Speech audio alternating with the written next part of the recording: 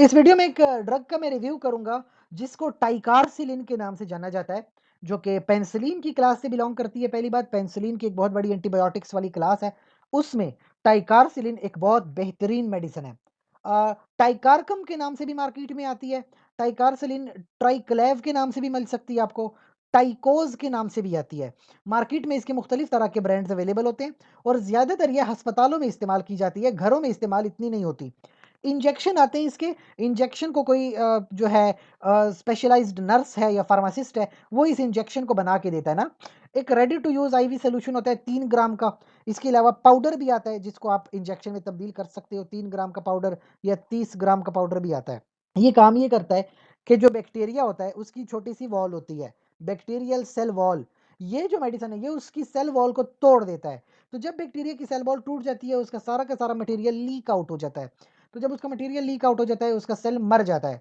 इस तरीके से ये मेडिसिन काम करती है, तो इसको मुख्तलिफ तरह के सीरियस इन्फेक्शन में इस्तेमाल किया जा सकता है। सेप्टिसिमिया, ब्लड का इन्फेक्शन होता है, उसमें इस्तेमाल होती है 3 ग्राम की मेडिसिन। रेस्पिरेटरी ट्रैक इन्फेक्शन हो गए, लोअर रेस्पिरेटरी, 3 ग्राम तक की मेडिसिन इस्तेमाल होती है।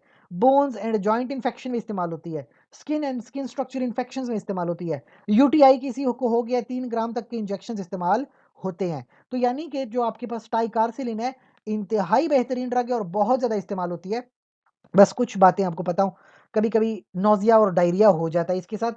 इंजेक्शन लगाते हुए फ्लेबाइटिस हो सकता है, थोड़ा-सा लिवर के ऊपर इसका इफ़ेक्ट है, मामूली-सा एएसटी, एएलटी के लेवल को डिस्टर्ब करता है और खुदा ना ख़वास्ता किसी को एलर्जी हो तो रैश भी हो सकती है। पर लाज़मी नहीं है कि कोई भी मेडिसिन को इस्तेमाल करेगा और ये सारे मसले-मसाइल हो जाएँगे।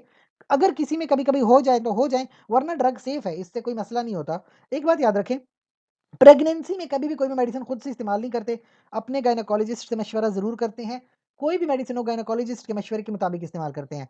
इसके अलावा आपका कोई सवाल है, आप कमेंट सेक्शन में ज़रूर पूछिए। छोटी-सी गुज़ारिश है आपसे, चैनल को लाइक करें, कमेंट करें, शेयर करें और सब्सक्राइब ज़रूर कीजिए। आपका बहुत-बहुत शुक्रिया।